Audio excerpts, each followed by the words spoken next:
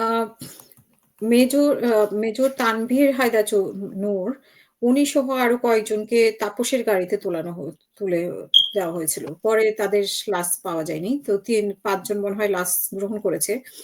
Tanvir হায়দারের wife উনি বলেছেন যে উনি লাশটা মানে মেনে নেননি আরকি এটা উনার স্বামীর লাশ। তো এই ব্যাপারে আসলে কোনো কিছু উল্লেখ করা আছে কিনা? আর এটা সেখানে আমরা এটা এটা আমরা ওই সময়কার যে অ্যাডজুটেন্ট জেনারেল ছিলেন, জেনারেল মতি এমন ওনাকে আমরা ডেকে ডিটেইল ওনার বক্তব্য আমরা গ্রহণ করেছি এবং এটা বের করবার আমরা চেষ্টা করেছি যথেষ্ট যে কিভাবে যদিও এই এই ডেড বডি গুলোকে নিয়ে আমাদের তদন্তে আটকে থাকার মতন আমাদের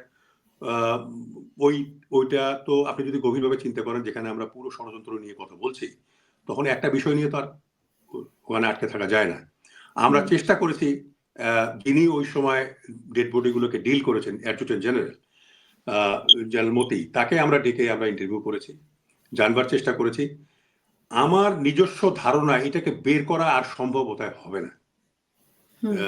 যে যে যে কমিশন বা কমিশন যেই বলেন, ভুল বলেন, ইচ্ছাকৃত অনিচ্ছাকৃত, এটাকে আর বের করা সম্ভব হবে না। তবে আমরা যেটা বলেছি সেটা হলো যে আমরা তাদেরকে খুব সম্ভব আমাদের ফাইন্ডিংসে আসছে যে আমরা মিসিং ইন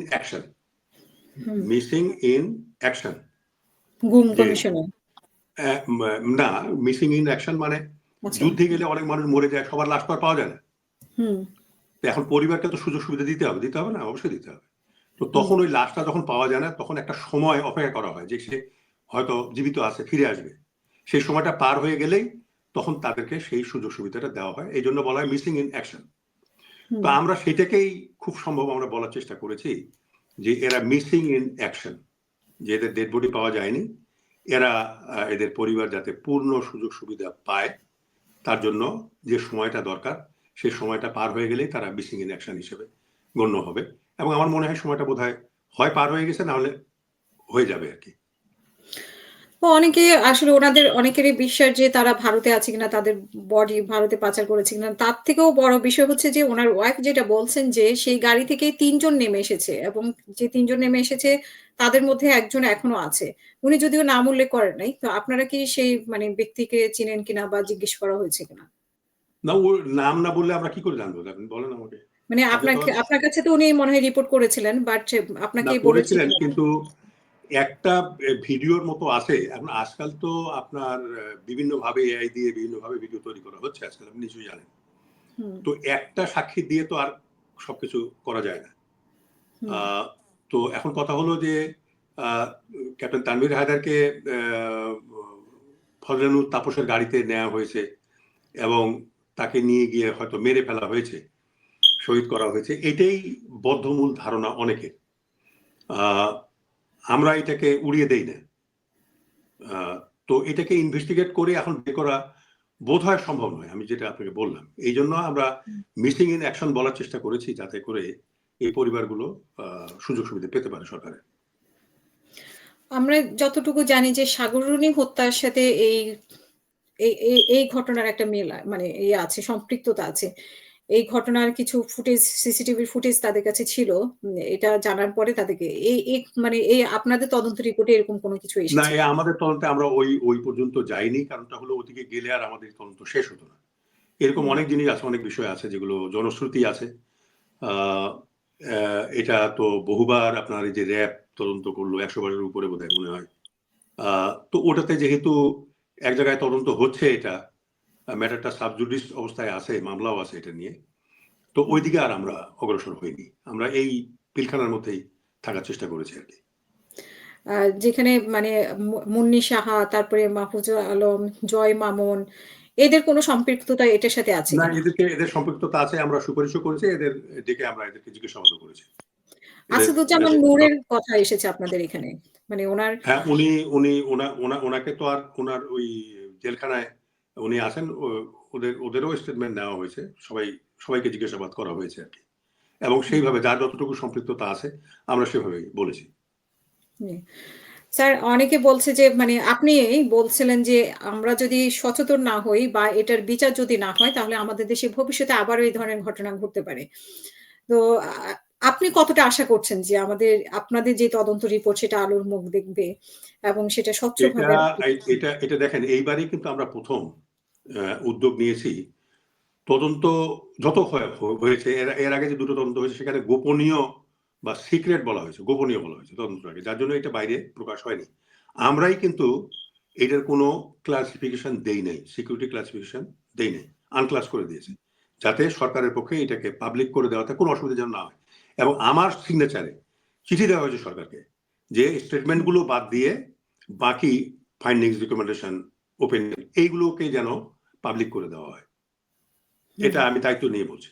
আমরা সরকারকে লিখেছি যে আপনারা এটা পাবলিক করে দেন। যাতে সবাই এটা পড়তে পারে, জানতে পারে যে কি হয়েছে। কারণ কেন বলছি আমি ওখানে দায়িত্ব নেওয়ার পরে একটা জিনিস আমি নিজে রিয়েলাইজ করেছি এবং আমার কমিশনের সম্মানিত সদস্যদেরকে আমি আলোচনা করে তাদের সঙ্গে অবহিত করেছি যে আমাদের শত্রুরা পিলখানাতে তারা একটা মহড়া করে দেখলো যে বাংলাদেশ আর্মি দাঁড়িয়ে থাকবে 1000 গুণ বেশি শক্তি নিয়ে। আর কিছু সৈনিক যাদেরকে কমান্ড করারও কোনো অফিসার নাই, এরা হত্যাযজ্ঞ করবে, পরিবারদের উপর অত্যাচার করবে। এটাতে তারা সাকসেসফুল হয়েছে। যদি এই হত্যাযজ্ঞের বিচার না হয় তাহলে ভবিষ্যতে কিন্তু এখানে পলাশির যেমন পুনরাবৃত্তি হয়েছে, নবাবের সৈন্যরা দাঁড়িয়েছিল আর এই ৩০০ আপনার ওই যে গোড়া সৈন্য আর সব মিলে প্রায় ৩,০০০ সৈন্য নিয়ে লর্ড ক্লাইভ। আমি এর আগে ৩০০ বলেছি, মানে আমার জানা মতে ইতিহাসে ৩০০ সাদা চামড়ার সৈনিক ছিল আর বাকি ছিল এই ভারতীয়। তো ৩,০০০ সৈন্য নিয়ে ৫০,০০০ সৈন্যকে পরাজিত করেছে। এখানেও তাই, যে অফিসার নাই কমান্ড করার জন্য, অথচ আর্মি 1000 গুণ বেশি শক্তি নিয়ে, ট্যাঙ্ক নিয়ে, এপিসি নিয়ে, আর্টিলারি গান নিয়ে, কোয়ার্টস গান নিয়ে, মানে এন্টি এয়ারক্রাফট গান নিয়ে, আমাদের হেলিকপ্টার গানশিপ আছে, আমাদের ফাইটার প্লেন আছে, সব নিয়ে আমরা কিন্তু দাঁড়িয়ে থাকলাম। আর বিদ্রোহীরা ৫৭ জন অফিসারকে নিহত করে ফেললো, শহীদ করলো। এখন কথা হলো 2 দিনে যদি ১৭ জন অফিসার নিহত হয় তাহলে এটা স্বাধীনতা থাকে? নাই, স্বাধীনতা থাকে না। তো কাজেই সেদিন আমরা স্বাধীনতা হারিয়েছি। পলাশির পুনরাবৃত্তি হয়েছে পিলখানায়, আমাদের শত্রুরা সাকসেসফুল হয়েছে। যদি এর বিচার না হয় তাহলে ভবিষ্যতে সমস্ত দেশ পিলখানা হবে, সমস্ত দেশ পলাশি হবে। আমাদের সৈন্যবাহিনী 1000 গুণ বেশি শক্তি নিয়ে দাঁড়িয়ে থাকবে, বিদেশি শক্তি এসে আমাদের স্বাধীনতা হরণ করে নিয়ে যাবে। এটাই হবে যদি এখনো তো মানে ভারতে মানে আর্মির এক অংশ ভারতেই নিয়ন্ত্রণ করছে বা বাংলাদেশের রাজনৈতিক প্রভাব বিস্তার করছে। তো সেই ক্ষেত্রে আপনার কি মনে হয় যে আমাদের নিজেদের মধ্যে আসলে সংশোধন আনা উচিত, বাহিনীগুলোর মধ্যে সংশোধন আনা উচিত? রাজনীতির যে পরিবেশ যেভাবে আওয়ামী লীগকে প্রভাবিত করেছে, এখনো অনেক দলকে প্রভাবিত করছে। তো সেই ক্ষেত্রে আপনি কি বলবেন? না হয়তো আমরা আসলে কখনো আমার মানে কথা হলো যে এখানে রাজনীতি যদি আমরা করি এই বিষয়টাকে নিয়ে, তাহলে কিন্তু আমাদের ম্যাঙ্গো গানিবেগ দুটোই যাবে, অর্থাৎ আমসলা দুটোই যাবে। কথা হলো স্বাধীনতা যদি না থাকে তাহলে আওয়ামী লীগ কি এখানে স্বাধীনভাবে থাকবে? থাকবে না। জামাত থাকবে? থাকবে না। বিএনপি থাকবে? থাকবে। জাতীয় পার্টি থাকবে? থাকবে না। কাজে আমাদের নতুন প্রজন্মের জন্য যদি ভবিষ্যতে এই দেশকে স্বাধীন রাখতে হয়, মাথা উঁচু করে যদি আমরা বিশ্ব সব ইয়েতে কমিটিতে আমরা বিশ্ব সবাই মাথা উঁচু করে দাঁড়াতে চাই, তাহলে কিন্তু আমাদের এই বিচার এটা করতে হবে। কেন আমরা তো তদন্ত করেছি, কেন যারা বিদ্রোহ করেছে তাদের বিষয় নেই, কেন বিদ্রোহ দমন করা গেল না, কেন 7 জন অফিসারের জীবন রক্ষা করা গেল না, কেন মা বোনদের ইজ্জত রক্ষা করা গেল না, কেন এটাকে দমন করা গেল না, কেন সামরিক সমাধানে না গিয়ে রাজনৈতিক সমাধানে যাওয়া হলো। এই সব কিছু মিলে আমরা কিন্তু তদন্ত করেছি এবং যে যতখানি দায়ী আমরা তাদেরকে সেভাবেই দোষারোপ করে প্রচলিত আইনের সর্বোচ্চ শাস্তির সুপারিশ আমরা করেছি। তো কাজে এইটা যদি না করা হয় তাহলে যারা আমাদের এই ভাইদেরকে রক্ষা করতে পারে নাই, যারা বিদেশি ষড়যন্ত্রকে বাস্তবায়ন করেছে, এরাই তো ভবিষ্যতে করবে, এদের প্রজন্মরাই করবে, তাই তো? তো তাহলে আমরা স্বাধীন থাকবো কি করে বলেন আপনি আমাকে?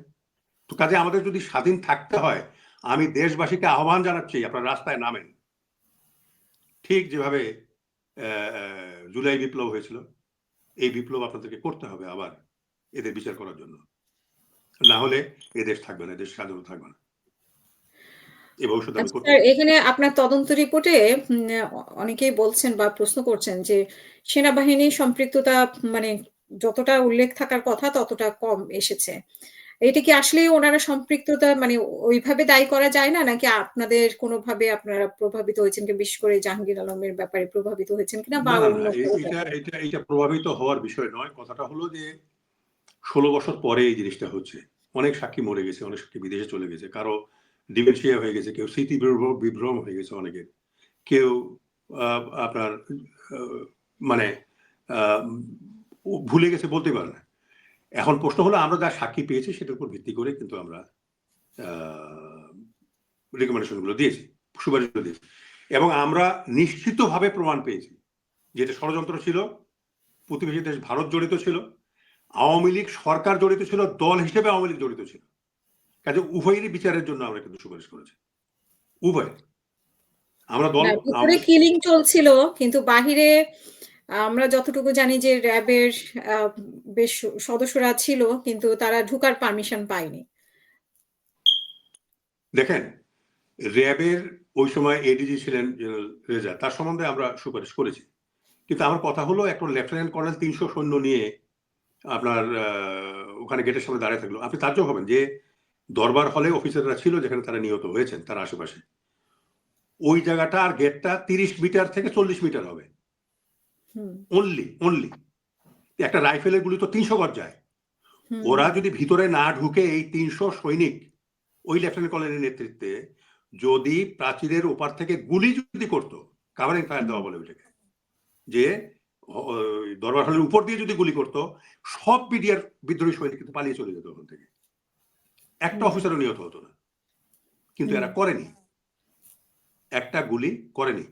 এটা র‍্যাবের ম্যান্ডেটে আছে, পারমিশনের কোনো দরকার নাই, কারো